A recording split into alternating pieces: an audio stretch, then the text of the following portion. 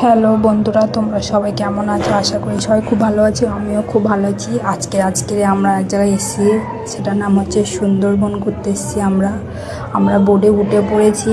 সবাই এক এক করে আসছে। এদিকে যারা আগে এসছে তারা টিফিন খাচ্ছে, এদিকে সবাই এক এক করে বোটে আসছে। আমরা এসেছি সাগর সঙ্গম বোটে ট্রাভেলসের সাথে, দেখে নাও। কিন্তু আমাদের বোটে দিয়েছে এমবি ভ্রমণের সাথে আমরা আজকে যাব।